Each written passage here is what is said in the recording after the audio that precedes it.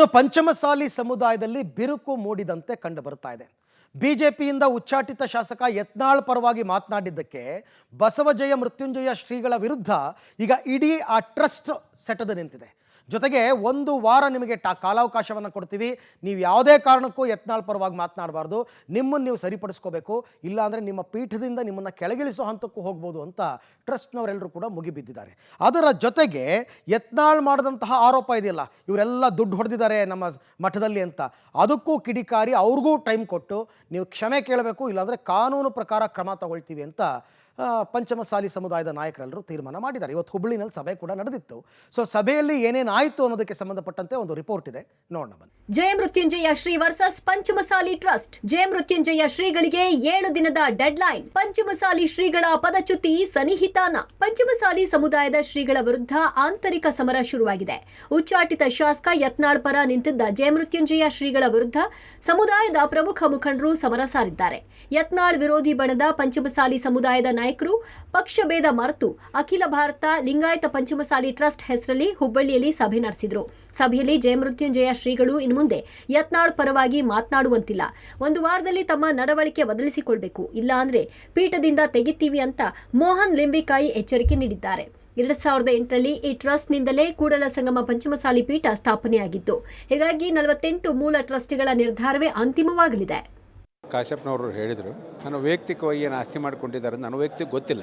ಇವತ್ತಿನ ದಿವಸ ಕಾಶ್ಯಪ್ನವರು ಸಹಿತ ಭಾಳಷ್ಟು ಗುರುತರವಾದಂಥ ಆರೋಪವನ್ನು ಮಾಡಿದ್ದಾರೆ. ಮುಂದೆ ಬರುವಂಥ ದಿನದೊಳಗೆ ಅದರ ಬಗ್ಗೆ ಚರ್ಚೆ ಮಾಡಿ ಮತ್ತು ಅದರ ಬಗ್ಗೆ ಮಾಹಿತಿಯನ್ನು ಸಂಪೂರ್ಣವಾಗಿ ಸಂಗ್ರಹ ಮಾಡಿ ಟ್ರಸ್ಟಿನ ಪ್ರಕಾರ ಏನು ಕ್ರಮ ಕೈಗೊಳ್ಬೇಕು ಅನ್ನೋದ್ರ ಬಗ್ಗೆ ವಿಚಾರ ಮಾಡಿ ಕ್ರಮವನ್ನು ಕೈಗೊಳ್ತೇವೆ. ಅದಕ್ಕೆ ಶೀಘ್ರದಲ್ಲೇ ಒಂದು ಸಮಾಜದ ಪ್ರಮುಖರ ಸಭೆಯನ್ನು, ಹಾಜಿ ಶಾಸಕರನ್ನು ಮತ್ತು ಪಕ್ಷದ ಪ್ರಮುಖರನ್ನು ಸಭೆಯನ್ನು ಕರೆದು ಸವಿಸ್ತಾರವಾಗಿ ಚರ್ಚೆ ಮಾಡಿ ಸಾಧಕವಾದಗಳ ಬಗ್ಗೆ ಚರ್ಚೆ ಮಾಡಿ ನಿರ್ಧಾರವನ್ನು ತಗೊಳ್ತೀವಿ. ಪಂಚಮಸಾಲಿ ಶ್ರೀಗಳ ವಿರುದ್ಧ ಅಕ್ರಮ ಆಸ್ತಿ ಆರೋಪ. ವೈಯಕ್ತಿಕ ಆಸ್ತಿ ಮಾಡಿಕೊಂಡ್ರ ಪಂಚಮಸಾಲಿ ಶ್ರೀಗಳು. ಇನ್ನು ಪಂಚಮಸಾಲಿ ಶ್ರೀಗಳ ವಿರುದ್ಧ ಗಂಭೀರ ಆರೋಪ ಮಾಡಲಾಗಿದೆ. ಹುಬ್ಬಳ್ಳಿಯಲ್ಲಿ ನಡೆದ ಸಭೆಯಲ್ಲಿ ಶಾಸಕ ವಿಜಯಾನಂದ ಕಾಶ್ಯಪ್ಪನವರ್ ಶ್ರೀಗಳ ವಿರುದ್ಧ ಅಕ್ರಮ ಆಸ್ತಿ ಗಳಿಕೆ ಆರೋಪ ಮಾಡಿದ್ದಾರೆ.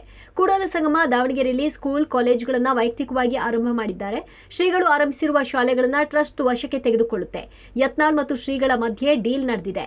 ಈ ಹಗರಣದಿಂದಲೇ ವೈಯಕ್ತಿಕ ಆಸ್ತಿ ಮಾಡಿದ್ದಾರೆ. ಬೆಳಗಾವಿಯಲ್ಲಿ ಶ್ರೀಗಳೇ ಗಲಾಟೆ ಮಾಡಿಸಿ ನಮ್ಮ ಸಮಾಜದ ಮೇಲೆ ಲಾಠಿ ಚಾರ್ಜ್ ಮಾಡಿಸಿದ್ದಾರೆ. ಶ್ರೀಗಳೇ ಗಾಯ ಮಾಡಿಕೊಂಡು ಗಲಾಟೆ ಮಾಡಿಸಿದ್ದಾರೆ. ಈ ಬಗ್ಗೆ ನಮ್ಮ ಬಳಿ ವಿಡಿಯೋ ಸಾಕ್ಷ್ಯ ಇದೆ ಅಂತ ವಿಜಯಾನಂದ ಕಾಶ್ಯಪ್ಪನವರು ಗುಡುಗಿದ್ದಾರೆ. ಬಸವಜಯ ಮೃತ್ಯುಂಜಯ ಸ್ವಾಮಿಗಳು ಕೇಳಿ ಅವ್ರಿಗೆ ಎತ್ತವ್ರಿಗೆ ಕೇಳಿ ಎಷ್ಟಕ್ಕೆ ಡೀಲ್ ಆಯ್ತು ಏನಾಯ್ತು ವೈಯಕ್ತಿಕ ಮಾಡ್ಕೊಂಡ್ರೆ ಅವರು ಅದೇ ದುಡ್ಡಲ್ಲಿ ಬಂತು. ಇದೇ ಬೆಳಗಾವಿ ಅಧಿವೇಶನ ನಡೆದಂತ ಸಂದರ್ಭದಲ್ಲಿ ಉದ್ದೇಶಪೂರ್ವಕವಾಗಿ ಗಲಾಟೆ ಮಾಡಿಸಿ ನಮ್ಮ ಸಮುದಾಯದವ್ರನ್ನ ಹೊಡಿಸ್ಲಿಲ್ಲ. ಯಾರು ಹೊಡಿಸಿದ್ರು? ಇವರೇ ಚಪ್ಪಲ್ ತೂರ್ಕೊಂಡು ತಾವೇ ಅದಕ್ಕೆ ಬಡಿಸ್ಕೊಂಡು ಕಲ್ ತೂರ್ಕೊಂಡು ತಾವೇ ಹೊಡೆದಾರ ತೆಳಿಗೆ. ಅವು ವಿಡಿಯೋದವು ನಮ್ಮ ಹತ್ರ ಸಂದರ್ಭದ ಬಿಡುಗಡೆ ಮಾಡ್ತೀವಿ ನಾವು. ಯತ್ನಾಳ್ಗೆ ಪಂಚಮಸಾಲಿ ಟ್ರಸ್ಟ್ ವಾರ್ನಿಂಗ್. ಯತ್ನಾಳ್ ಕ್ಷಮೆಗೆ ಮುಖಂಡರ ಪಟ್ಟು. ಇನ್ನು ಪಂಚಮಸಾಲಿ ಟ್ರಸ್ಟ್ನ ಅಧ್ಯಕ್ಷ ಪ್ರಭಣ್ಣ ಹುಣಸಿಕಟ್ಟಿ ಮತ್ತು ಟ್ರಸ್ಟ್ ವಿರುದ್ಧ ಆಸ್ತಿ ಕಬಳಿಕೆ ಆರೋಪ ಮಾಡಿದ್ದ ಉಚ್ಚಾಟಿತ ಶಾಸಕ ಯತ್ನಾಳ್ ವಿರುದ್ಧ ಸಮುದಾಯದ ಮುಖಂಡರು ಗುಡುಗಿದ್ದು, ಯತ್ನಾಳ್ ಮಾತು ಸಮಾಜಕ್ಕೆ ನೋವು ತಂದಿದೆ. ಕೂಡಲ ಸಂಗಮದಲ್ಲಿ 6 ಎಕರೆ ಜಮೀನನ್ನ ಟ್ರಸ್ಟ್ ಹೆಸರಲ್ಲಿ ಸೋಮನಗೌಡ ಎನ್ನುವವರಿಂದ ಜಮೀನು ಖರೀದಿ ಮಾಡಲಾಗಿದೆ. ಕೆಲ ಟೆಕ್ನಿಕಲ್ ಕಾರಣದಿಂದ 2 ಎಕರೆ ಜಮೀನನ್ನ ಪ್ರಭಣ್ಣ ಹೆಸರಲ್ಲಿ ಖರೀದಿ ಮಾಡಲಾಗಿದೆ. ಅಂದೇ ಅವರು ವಾಪಸಾತಿ ಮಾಡಿದ್ದು ಆ ಜಮೀನು ಈಗ ಟ್ರಸ್ಟ್ ಹೆಸರಿನಲ್ಲಿದೆ. ಹೀಗಾಗಿ ಆರೋಪ ಮಾಡಿ ಯತ್ನಾಳ್ ಪಂಚಮಸಾಲಿ ಟ್ರಸ್ಟ್ ಕ್ಷಮೆ ಕೋರಬೇಕು, ಇಲ್ಲವಾದಲ್ಲಿ ಕಾನೂನು ಹೋರಾಟ ಮಾಡುವುದಾಗಿ ಟ್ರಸ್ಟ್ ಎಚ್ಚರಿಕೆ ನೀಡಿದೆ. ಇಲ್ಲಿ ಡೆವಲಪ್ಮೆಂಟ್ ಅಥಾರಿಟಿಯಿಂದ ವಿಶೇಷವಾಗಿ ರಾಜಶೇಖರ್ ಮೆಣಸಿನಕಾಯಿ ಅವರ ಪ್ರಯತ್ನದಿಂದ ಡೆವಲಪ್ಮೆಂಟ್ ಅಥಾರಿಟಿಯಿಂದ ಒಂದು ಲ್ಯಾಂಡ್ ಅಲಾಟ್ಮೆಂಟ್ ಆಗಿತ್ತು. ಅದಕ್ಕೆ ದುಡ್ಡನ್ನು ಕಟ್ಟಿದಾರ ಹೊರತು ಅದನ್ನು ಹೊರತುಪಡಿಸಿ ವೈಯಕ್ತಿಕವಾಗಿ ಬ್ಯಾಂಕ್ನಿಂದ 1 ರೂಪಾಯಿಯನ್ನು ಕೂಡ ವಿಡ್ರಾ ಮಾಡಿಲ್ಲ. ಅವತ್ತಿಂದ ಇವತ್ತಿನವರೆಗೂ ಮಾಡಿಲ್ಲ. ಇದು ಸ್ಪಷ್ಟವಾಗಿ ಗೊತ್ತಿರಲಿ.